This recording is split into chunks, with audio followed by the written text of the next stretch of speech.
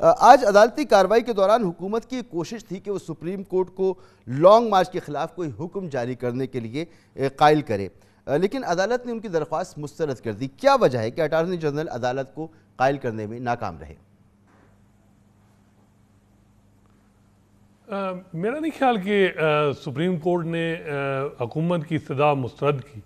Basically हुकूमत ने through attorney general अशतर साहब के दो उनकी प्रेयर थी। एक ये कि जी 25 मई के फैसले की वायलेशन की इमरान खान ने, उनके खिलाफ तौहीन अदालत की कार्रवाई की जाए, जिस पे सुप्रीम कोर्ट ने कहा कि जी जो एजेंसीज की रिपोर्ट आई हैं उसको आप देख लें, वो क्लासिफाइड रिपोर्ट है, उसके बाद हम अगले जो है हियरिंग में इस मामले को देखेंगे। दूसरा जो मामला था जिसमें अशतर उसाफ ने ये कहा कि जी रिस्ट्रेन करें पीटीआई को, इमरान खान को, कि वो लॉन्ग मार्च करने के हवाले से, क्योंकि वो हर जगह कह रहे हैं कि जी वो लोगों को उकसा रहे हैं कि जी जिहाद पे हमने जाना है इस्लामाबाद में, ये जिहाद से लॉन्ग मार्च को वो जिहाद के साथ मंसूब कर रहे हैं। तो ये जो उनके बकौल जो अज़ाइम हैं वो बड़े ख़तरनाक हैं, तो इस हवाले से रोका जाए। तो उस पर सुप्रीम कोर्ट का ये था कि हम एंटिसिपेटरी आर्डर कैसे कर सकते हैं।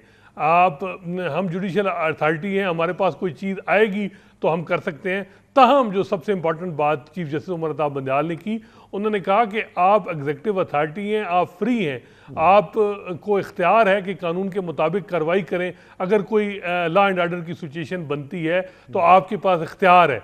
तो ये जो ऑब्जर्वेशन थी, इसको हुकूमत अपनी तरफ से ये भी वो कर रही है इंटरप्रेट कि जी हमें एक फ्री हैंड दिया गया है कि जी अगर कोई इस किस्म की सिचुएशन बनती है तो हम रोकें। साहब जैसा आप फरमा रहे हैं, आपने चीफ जस्टिस को कोट किया कि उन्होंने अटॉर्नी जनरल से कहा कि आप एग्जीक्यूटिव अथॉरिटी हैं, आप मौजूदा सूरत हाल में आपको इक़दाम करने का इख्तियार है। तो इसको यूं भी तो लिया जा सकता है कि अगर हुकूमत को इख्तियार है तो ये तंबीह हुकूमत के लिए भी है और पीटीआई के लिए भी है कि कानून की खिलाफ वर्जी जहां से भी हुई तो अदालत फिर उसमें इंटरवीन करेगी। जी बिल्कुल, साथ ही चीफ जस्टिस का ये कहना था कि जब इलीगलिटी होगी, कोई कानून की खिलाफ वर्जी होगी, तब हम इंटरवीन करेंगे, उससे पहले नहीं। तो दूसरा उनका ये था कि हमने बैलेंस एक मेंटेन रखना है। जो इस वक्त जो हालात हैं, इस वक्त मुल्क में पोलराइजेशन है, इसमें हमें बैलेंस मेंटेन रखना है, जो है वो लेवल प्लेइंग फील्ड देनी है दोनों साइड को।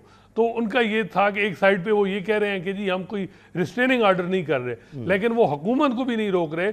तो ये है कि हुकूमत को ये है कि जी अगर कोई इस किस्म की लॉ एंड ऑर्डर की सिचुएशन है तो वो रोक सकते हैं, उसकी इंटरप्रिटेशन तो यही की जा रही है।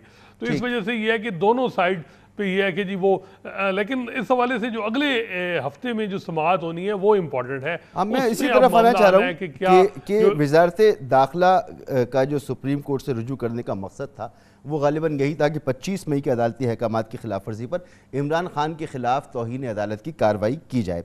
आज अटॉर्नी जनरल ने भी अदालत को 25 मई का हुक्मनामा पढ़ के भी सुनाया और ये इस्तदा की कि अदालत उनको सज़ा दे जिन्होंने अदालती अहकामात की खिलाफ वर्जी की, लेकिन इस पर भी कोई बात आगे नहीं बढ़ी।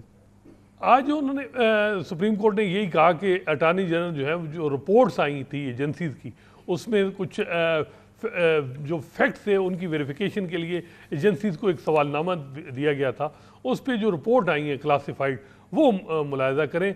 लेकिन जो सबसे इम्पॉर्टेंट बात है जो इमरान साहब के खिलाफ चीज जा रही है कि इन 5 जजेस में से एक जज जस्टिस याहिया अफरीदी ने ऑलरेडी ये अपने डिसेंटिंग नोट में कह दिया है कि उनके खिलाफ कंटेम्प्ट नोटिस बनता है, उनको कंटेम्प्ट नोटिस करना चाहिए, उनसे एक्सप्लेनेशन मांगनी चाहिए।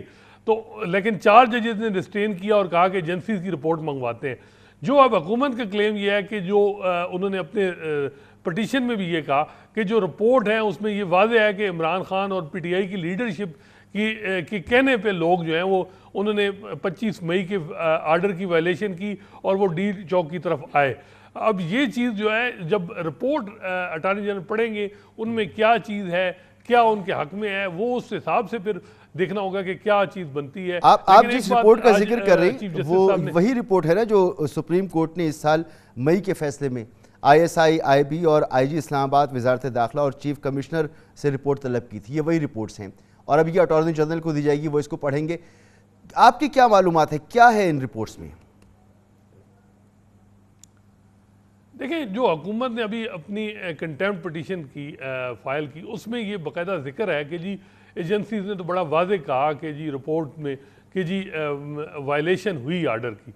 तो अब देखना होगा कि वो क्लासिफाइड रिपोर्ट हैं, उसमें और चीज़ें क्या हैं, क्योंकि बार बार सुप्रीम कोर्ट ने अटार्नी जनरल को तंबीह की कि जी ये क्लासिफाइड है, आपने कहीं इसको कहीं शेयर भी नहीं करना।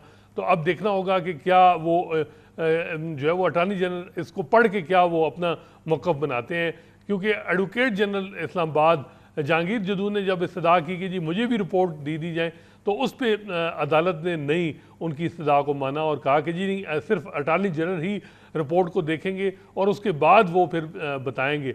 लेकिन साथ ही चीफ जस्टिस साहब का ये भी कहना था कि जी 300 लोग जो लोकल थे वो वहाँ पहुँचे, तो ये कोई इस तरह नहीं है कि कोई ऑर्गेनाइज तरीके से जो है वो मॉब आया ये वो, तो इस तरह की भी ऑब्जर्वेशन आई हैं। तो अब देखना होगा कि क्या उन रिपोर्ट को पढ़ के अटार्नी जनरल का मौक़िफ़ जो होगा, उसके बाद जब वो अपने आर्गूमेंट देंगे उस पर सुप्रीम कोर्ट क्या करती है। लेकिन एक चीज़ जो इमरान खान साहब के हवाले से ख़िलाफ़ जा रही है, जैसे मैंने पहले कहा कि वो एक जज जो मेंबर बेंच के हैं, उन्होंने पहले ही कह दिया है कि 25 मई के आर्डर की वायलेशन प्राइमा फेशी हुई, इनको नोटिस जो है वो जारी करना चाहिए। तो अब देखना होगा कि क्या जो अटार्नी जनरल अपना क्या मौक़िफ़ रखते हैं अगली समाअत पे। बहुत बहुत शुक्रिया आपका हसनात मलिक।